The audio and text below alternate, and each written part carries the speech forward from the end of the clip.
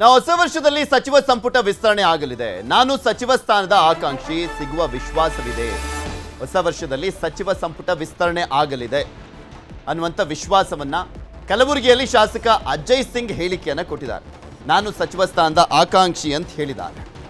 ಅಜಯ್ ಸಿಂಗ್ ಧರ್ಮಸಿಂಗ್ ಅವರ ಪುತ್ರ, ಮಾಜಿ ಮುಖ್ಯಮಂತ್ರಿಗಳ ಪುತ್ರ ಅಜಯ್ ಸಿಂಗ್, KKRDB ಅಧ್ಯಕ್ಷ, ಜೇವರ್ಗಿಯ ಶಾಸಕ. ಅವರು ಈ ಮುಂಚೆನೂ ಕೂಡ ಅಷ್ಟೇ ನಾನು ಮಂತ್ರಿ ಸ್ಥಾನದ ಆಕಾಂಕ್ಷಿ ಅಂತ 2013ರಿಂದ ಹೇಳ್ಕೊಂಡು ಬರ್ತಾ ಇದ್ದಾರೆ. ಈ ಬಾರಿ ಸಿಗುತ್ತಾ ಗೊತ್ತಿಲ್ಲ.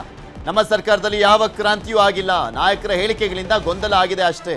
ಕಲಬುರಗಿಯಲ್ಲಿ ಶಾಸಕ ಅಜಯ್ ಸಿಂಗ್ ಅವರ ಹೇಳಿಕೆ ಇದು. MLC ಸುದರ್ಶನ್ ಪತ್ರ ಬರೆದಿದ್ದು ಅವರ ವೈಯಕ್ತಿಕ ವಿಚಾರ. ಪ್ರಜಾಪ್ರಭುತ್ವದಲ್ಲಿ ಅಭಿಪ್ರಾಯ ಪತ್ರ ಬರೆಯೋದು ಸಹಜ ಅಂತ ಶಾಸಕ ಅಜಯ್ ಸಿಂಗ್ ಹೇಳಿದ್ದಾರೆ. ಈಗ ಹೊಸ ವರ್ಷದಲ್ಲಿ ಆಗ್ತದೆ, ಹೊಸ ವರ್ಷದಲ್ಲಿ ಆಗ್ತದಂಥ ಒಂದು ನಿರೀಕ್ಷೆ ಇದೆ, ಒಂದು ವಿಶ್ವಾಸ ಇದೆ. ಹೊಸ ವರ್ಷದಲ್ಲಿ ಒಂದು ಅವಕಾಶ ಮಾಡಿಕೊಡ್ತಾರೆ ನಮ್ಮ ಪಕ್ಷದ ಹೈಕಮಾಂಡು ಮತ್ತು ಮುಖಂಡರು, ವರಿಷ್ಠರು, ರಾಜ್ಯದ ಎಲ್ಲರೂ ಸೇರಿ ಒಂದು ತೀರ್ಮಾನ ತಗೊಳ್ತಾರೆ, ಒಂದು ಅವಕಾಶ ಸಿಗ್ತದೆ ಅಂತ ಇದೆ. ಇಲ್ಲ, ಇದರಲ್ಲಿ ನಮ್ಮಲ್ಲಿ ಏನು ಗೊಂದಲ ಇಲ್ಲ. ಮಾನ್ಯ ಮುಖ್ಯಮಂತ್ರಿಯವರು, ಉಪಮುಖ್ಯಮಂತ್ರಿಯವರು ಇಬ್ಬರು ಸೇರಿ ನಾವು ಬ್ರದರ್ಸ್ ಇದ್ದೀವಿ ಅಂತ ಹೇಳಿದ್ದಾರೆ. ಅಣ್ಣ ತಮ್ಮಂದಿರ ರೀತಿಯಿಂದ ನಾವು ಕೆಲಸ ಮಾಡ್ತಾಯಿದ್ವಿ, ಜನದ ಒಂದು ಹಿತಕ್ಕಾಗಿ ನಾವು ಕೆಲಸ ಮಾಡ್ತಾಯಿದ್ದೀವಿ ಅಂತ ಹೇಳಿದ್ದಾರೆ. ಮಾನ್ಯ ಮುಖ್ಯಮಂತ್ರಿಯವರು ಮತ್ತು ಉಪಮುಖ್ಯಮಂತ್ರಿಯವರು ಸ್ಪಷ್ಟವಾಗಿ ಹೇಳಿದ್ದಾರೆ, ಪಕ್ಷದ ಹೈಕಮಾಂಡ್ ಸುಪ್ರೀಂ ಇದೆ, ಅವ್ರು ಏನು ತೀರ್ಮಾನ ತಗೊಳ್ತಾರೆ ಅದಕ್ಕೆ ನಾವು ಬದ್ಧರಾಗಿದ್ದೀವಿ ಅಂತ ಹೇಳಿದ್ದಾರೆ. ಅದೇ ಒಂದು ರೀತಿಯಿಂದ ಎಲ್ಲ ಸಚಿವರು, ಶಾಸಕರು, ನಾವೆಲ್ಲ ಕಾಂಗ್ರೆಸ್ ಪಕ್ಷ ಒಂದಾಗಿದ್ದೀವಿ. ಪಕ್ಷ ಏನು ತೀರ್ಮಾನ ತಗೊಳ್ತಾರೆ ನಾವೆಲ್ಲರೂ ಬದ್ಧರಾಗಿದ್ದೀವಿ ಅಂತ ನಾನು ಹೇಳಿದ್ದೆ. ಸಿದ್ದರಾಮಯ್ಯ ಅಧಿಕಾರ ಕೊಡಲ್ಲ, DKಶಿ ದೇಗುಲ ಬಿಡಲ್ಲ. CM ಕುರ್ಚಿ ಕಿತ್ತಾಟಕ್ಕೆ ವಿಪಕ್ಷ ನಾಯಕ ಅಶೋಕ್ ಅವರು ವ್ಯಂಗ್ಯವಾಡಿದ್ದಾರೆ. ಸಿದ್ದರಾಮಯ್ಯ ಅಧಿಕಾರ ಕೊಡಲ್ಲ, DKಶಿ ದೇಗುಲ ಬಿಡಲ್ಲ ಅಂತ. ದೇಗುಲ ಅಂದರೆ ಅವರು ಹೈಕಮಾಂಡ್ಗೆ ಹೇಳ್ತಾ ಕಂಪೇರ್ ಮಾಡ್ತಾ ಮಾತನಾಡಿರುವಂಥದ್ದು. ಕಿತ್ತಾಟಕ್ಕೆ ವಿಪಕ್ಷ ನಾಯಕ ಅಶೋಕ್ ವ್ಯಂಗ್ಯವಾಡಿದ್ದಾರೆ. ಸಿದ್ದರಾಮಯ್ಯ ಗ್ಯಾಂಗ್ ಡಿನ್ನರ್ ಪಾಲಿಟಿಕ್ಸ್ ಮಾಡ್ತಾ ಇದೆ. DK ಶಿವಕುಮಾರ್ ಒಂದು ಕಡೆ ಟೆಂಪಲ್ ರನ್ ಅನ್ನು ಕೂಡ ಮಾಡ್ತಾ ಇದ್ದಾರೆ, ಅದರ ಜೊತೆಗೆ ಹೈಕಮಾಂಡ್ ಹತ್ರನೂ ಕೂಡ ಬೇಡ್ಕೊಳ್ತಾ ಇದ್ದಾರೆ ಅಂತ. ಈಗ ಕಾರ್ಯಕರ್ತನಾಗಿ ಇರ್ತೇನೆ ಅಂತಿದ್ದಾರೆ, ಅದು ಯಾಕೆ ರಾಜೀನಾಮೆ ಕೊಟ್ಟು ಇರಲಿ ಅಂತ ಅಶೋಕ್ ಅವರು ಮಾತನಾಡಿದ್ದಾರೆ. ಇನ್ನೂ ಕೂಡ ಇವತ್ತಿಗೂ ಕೂಡ ಕಾಂಗ್ರೆಸ್ ನಾಯಕತ್ವ ಯಾರು ಅಂತ ಇನ್ನೂ ಗೊಂದಲದಲ್ಲೇ ಇದೆ. DK ಶಿವಕುಮಾರ್ ಒಂದ್ ಕಡೆ ಡೆಲ್ಲಿ ಸುತ್ತುತ್ತಾ ಇದ್ದಾರೆ, ಸಿದ್ದರಾಮಯ್ಯ ಡೆಲ್ಲಿ ಕಡೆ ಮಕಾನು ಆಗ್ತಾ ಇಲ್ಲ. ಅಲ್ಲಿ ಹೋದ್ರೆ ಏನು ಕರೆದು ಬದಲಾವಣೆ ಅಂತ ಹೇಳ್ಬಿಡ್ತಾರೆ ಅಂತ ಇವ್ರು ಹೆಜ್ಜೆನೇ ಇಕ್ತಾ ಇಲ್ಲ. ಅಲ್ಲಿ DK ಶಿವಕುಮಾರ್ ಡೆಲ್ಲಿ ಬಿಟ್ಟು ಬೆಂಗಳೂರು ಕಡೆ ಬರ್ತಾ ಇಲ್ಲ. ಈ ಪರಿಸ್ಥಿತಿಯಲ್ಲಿ ಒಂಥರ ಅಪ್ಪ ಅಮ್ಮ ಜಗಳದಲ್ಲಿ ಕೂಸು ಬಡವಾಯಿತು ಅಂತ ಕರ್ನಾಟಕದ ಅಭಿವೃದ್ಧಿ ಕಾರ್ಯಗಳೆಲ್ಲ ಕುಂಠಿತ ಆಗೋಗಿದೆ. ಹಣ ಇಲ್ಲ, ಪಾಪರ್ ಆಗ್ಬಿಟ್ಟಿದ್ದಾರೆ. ಅಂದರೆ ರಾಜೀನಾಮೆ ಕೊಡಬೇಕು. ಕಾರ್ಯಕರ್ತನಾಗಿದ್ದಾರೆ ಅಂತಂದರೆ ಉಪಮುಖ್ಯಮಂತ್ರಿಗೆ, ಕಾಂಗ್ರೆಸ್ ಅಧ್ಯಕ್ಷರಿಗೆ ರಾಜೀನಾಮೆ ಕೊಡಬೇಕಾಯ್ತದೆ. ಅದೇ ಇಂಟೆನ್ಷನ್ ಅಂತ ತಿಳ್ಕೊಂಡಿದ್ದೀನಿ. ಕಾರ್ಯಕರ್ತ ಅಂದರೆ ಅದೇ ಪದವಿಗೆ ರಾಜೀನಾಮೆ ಕೊಟ್ಟು ಕಾರ್ಯಕರ್ತರಾಗಿರಬೇಕು. ಮಾಡಲಿ, ಸಂತೋಷ. ಸಿದ್ದರಾಮಯ್ಯನವರು ಅಧಿಕಾರ ಬಿಡಲ್ಲ, ಅಧಿಕಾರ ಕೊಡಲ್ಲ, ಬಿಡಲ್ಲ. ಈ DK ಶಿವಕುಮಾರ್ ಅವರು ದೇವಸ್ಥಾನ, ಟೆಂಪಲ್ ರನ್ನು ಬಿಡಲ್ಲ.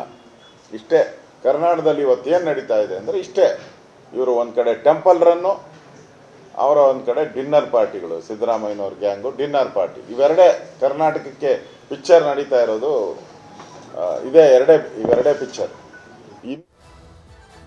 ಇದೆಲ್ಲದ್ರ ಬಗ್ಗೆ ಇನ್ನಷ್ಟು ಮಾಹಿತಿಯನ್ನು ಕೊಡ್ತಾ ಹೋಗ್ತಾರೆ ನಮ್ಮ ಪ್ರತಿನಿಧಿ ಕೃಷ್ಣ ನಮ್ಮ ಜೊತೆ ನೇರ ಸಂಪರ್ಕದಲ್ಲಿ ಜಾಯ್ನ್ ಆಗಿದ್ದಾರೆ. ಕೃಷ್ಣ, ಸಿದ್ದರಾಮಯ್ಯನವರ ಟೀಮ್ ಕಂಪ್ಲೀಟ್ ಆಗಿ ಆಲ್ ಔಟ್ ರೀತಿಯಲ್ಲಿ ಅಖಾಡಕ್ಕೆ ಇಳಿದಿರುವಂತ ನೋಡ್ತಾ ಇದೀವಿ. ಒಂದ್ ಕಡೆ ಅಹಿಂದ ಸಮಾವೇಶ, ಮತ್ತೊಂದ್ ಕಡೆ ಈ ಒತ್ತಡಗಳು ಜಾಸ್ತಿ ಆಗ್ತಾ ಇರುವಂತ ಸಂದರ್ಭದಲ್ಲಿ ಸಿದ್ದರಾಮಯ್ಯನವರಂತೂ ತುಂಬಾ ಕಾನ್ಫಿಡೆನ್ಸ್ ಆಗಿದ್ದಾರೆ, ನನ್ನನ್ನು ಚೇಂಜ್ ಮಾಡೋದು ಕಷ್ಟ ಅನ್ನುವಂಥದ್ದು ಅವ್ರಿಗೆ ಚೆನ್ನಾಗಿ ಗೊತ್ತಿದೆ. ಆದರೆ DK ಶಿವಕುಮಾರ್ ಅವರು ಒಂಥರ ವೈರಾಗ್ಯದ ಮಾತು, ನಾನು DCM ಆಗಿ ಮುಂದುವರಿತೀನಿ ಅಂತ. ಎಲ್ಲೋ ಒಂದ್ ಕಡೆ ಇನ್ನೂ ಸ್ವಲ್ಪ ದಿನ ಕಾಯೋಣ ಅನ್ನುವಂಥ ನಿಲುವಿಗೆ ಬಂದ್ಬಿಟ್ರ ಜನವರಿ ಕ್ರಾಂತಿನೂ ಕೂಡ ಸದ್ಯಕ್ಕೆ ಬ್ರೇಕ್ ಬಿತ್ತಾ ಅಂತ? ಪೃಥ್ವಿರಾಜ್, ಈಗ ಸಮಯ ಮೀರಿ ಹೋಗ್ತಾ ಇದೆ. 2.5 ವರ್ಷ ಮುಗಿದು ಸಮಯ ಮುಂದುವರಿಯುವಂಥ ಸಂದರ್ಭದಲ್ಲಿ ಹೇಗಾದ್ರೂ ಮಾಡಿ ಅಧಿಕಾರ ಸಿಗುತ್ತೆ ಅನ್ನೋ ಒಂದು ವಿಶ್ವಾಸದಲ್ಲಿ, ನಿರೀಕ್ಷೆಯಲ್ಲಿ DK ಶಿವಕುಮಾರ್ ಇದ್ರು. ಮತ್ತೆ ಸಿದ್ದರಾಮಯ್ಯ ಕೂಡ ಬಹಳ ಅವ್ರ ಮೇಲೆ ವಿಶ್ವಾಸವನ್ನು ಇಟ್ಟಿದ್ರು. ಯಾವಾಗ ಸಿದ್ದರಾಮಯ್ಯನ ಟೀಮು ದೊಡ್ಡ ಮಟ್ಟದಲ್ಲಿ ಬೇರೆ ಬೇರೆ ರೀತಿಯಿಂದ ಕಾರ್ಯತಂತ್ರವನ್ನು ಮಾಡ್ತಾ ಇದೆ, ಮತ್ತೊಂದು ಕಡೆ ಕಾಂಗ್ರೆಸ್ ಹೈಕಮಾಂಡ್ ಕೂಡ DK ಶಿವಕುಮಾರ್ ಅವರ ಭೇಟಿಗೆ ಮತ್ತೆ ಪ್ರಯತ್ನಕ್ಕೆ ಎಲ್ಲ ಒಂದು ಕಡೆ ಸಕಾರಾತ್ಮಕವಾಗಿ ಸ್ಪಂದಿಸ್ತಾ ಇಲ್ಲ. ಆ ಕಾರಣಕ್ಕೋಸ್ಕರವಾಗಿ ಈಗ DK ಶಿವಕುಮಾರ್ ಅವರು ವೈರಾಗ್ಯದ ಮಾತುಗಳನ್ನು ಆಡಿರುವಂಥದ್ದು. ನಾನು DCM ಆಗಿದ್ದೇನೆ, DCM ಆಗಿ ಮುಂದಿರುವಂಥ ನಿಟ್ಟಿನಲ್ಲಿ ಕೂಡ ಖುಷಿಯಲ್ಲಿದ್ದೇನೆ ಅನ್ನುವಂಥದ್ದು.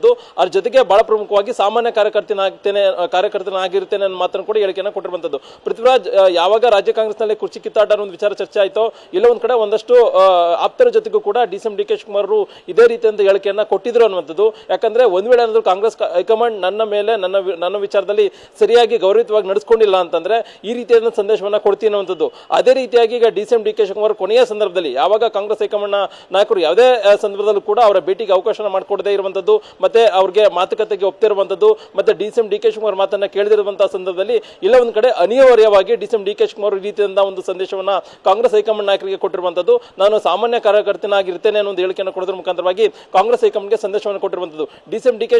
ಶಿವಕುಮಾರ್ ಅಂದ್ರೆ ಕಾಂಗ್ರೆಸ್ ಪಕ್ಷ ಅಂದ್ರೆ ಡಿ.ಕೆ. ಶಿವಕುಮಾರ್ ಅಂದ್ರೆ ಕಾಂಗ್ರೆಸ್ ಪಕ್ಷದಲ್ಲಿ ಯಾವುದೇ ಸಂದಿಗ್ಧ ಪರಿಸ್ಥಿತಿ ಬಂದಂತ ಸಂದರ್ಭದಲ್ಲಿ ಕೂಡ ಡಿ.ಸಿ.ಎಂ. ಡಿ.ಕೆ. ಶಿವಕುಮಾರ್ ಅವರು ಅವರ ಪರವಾಗಿ ನಿಲ್ಲುವಂತದ್ದು, ನಿಷ್ಠಾವಂತನಾಗಿ ನಡೆದುಕೊಳ್ಳುವಂತಹ ಉದಾಹರಣೆಗಳು ಕೂಡ ನಾವು ಕಂಡಿದ್ದೇವೆ. ಈಗ ಕಾಂಗ್ರೆಸ್ ಹೈಕಮಾಂಡ್ ಏನಾದರೂ ಒಂದ್ ವೇಳೆ ಡಿ.ಕೆ. ಶಿವಕುಮಾರ್ ಅವರು ಸಾಮಾನ್ಯ ಕಾರ್ಯಕರ್ತನಾಗಿ ಇದ್ದಂತಹ ಸಂದರ್ಭದಲ್ಲಿ ಆ ರೀತಿಯಾದಂತ ರಿಸೈನ್ ಮಾಡೋದು ಮತ್ತೆ ಬೇರೆ ಬೇರೆ ರೀತಿಯಾದಂತಹ ನಡವಳಿಕೆ ತೋರಿಸಿದ ಸಂದರ್ಭದಲ್ಲಿ ಕಾಂಗ್ರೆಸ್ ಹೈಕಮಾಂಡ್ ಒಂದ್ ರೀತಿ ಡಿ.ಕೆ. ಶಿವಕುಮಾರ್ನ ಕರೆದು ಮಾತಾಡುವಂತ ಸಾಧ್ಯತೆ ಇದೆ.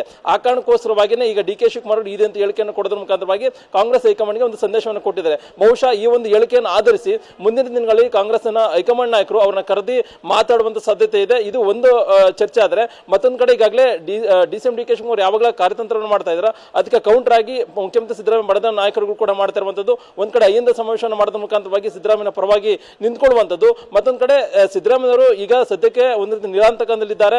ಯಾವುದೇ ಕಾರಣಕ್ಕೂ ಕೂಡ ಕಾಂಗ್ರೆಸ್ ಹೈಕಮಾಂಡ್ ನನ್ನ ಜೊತೆ ಮಾತಾಡುವಂತ ನಿಟ್ಟಿನಲ್ಲಿ ಕೂಡ ಮುಂದಾಗಿಲ್ಲ. ಮತ್ತೆ ಸ್ವತಃ ರಾಹುಲ್ ಗಾಂಧಿ ಅವರೇ ನನ್ನ ಪರವಾಗಿದ್ದಾರೆ ಅನ್ನೋ ಒಂದು ಏನೋ ಮನಸ್ಥಿತಿಯಲ್ಲಿ ಸಿದ್ದರಾಮಯ್ಯ ಇದ್ದಾರೆ.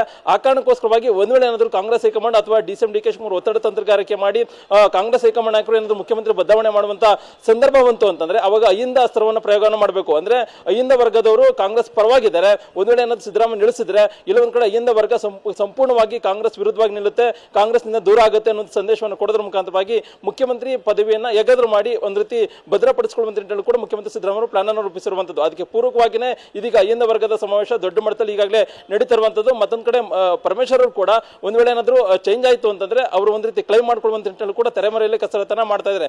ಈಗ ಸದ್ಯಕ್ಕೆ ಡಿ.ಸಿ.ಎಂ. ಡಿ.ಕೆ. ಶಿವಕುಮಾರ್ ಅವರು ಒಂದ್ ರೀತಿ ವೈರಾಗ್ಯದ ಮಾತುಗಳನ್ನು ಆಡದಂತ ಸಂದರ್ಭದಲ್ಲಿ ಹೈಕಮಾಂಡ್ ನಾಯಕರ ಮನಸ್ಥಿತಿ ಏನಿರುತ್ತೆ ಅನ್ನೋದು ಕೂಡ ಈಗ ಸಾಕಷ್ಟು ಪ್ರಶ್ನೆ ಆಗಿರುವಂತದ್ದು. ಯಾಕಂದ್ರೆ ಅಧಿಕಾರ ಹಂಚಿಕೆ ಅನ್ನೋ ಒಂದು ವಿಚಾರ 2.5 ವರ್ಷ ಆಗಿ ಇನ್ನು ಮುಂದುವರಿತಾ ಇದೆ. ಜನವರಿಯಲ್ಲೂ ಕೂಡ ಮುಖ್ಯಮಂತ್ರಿ ಆಗುವಂತ ಕನಸನ್ನ ಡಿ.ಸಿ.ಎಂ. ಡಿ.ಕೆ. ಶಿವಕುಮಾರ್ ಕಾಣ್ತಾ ಇದ್ದಾರೆ.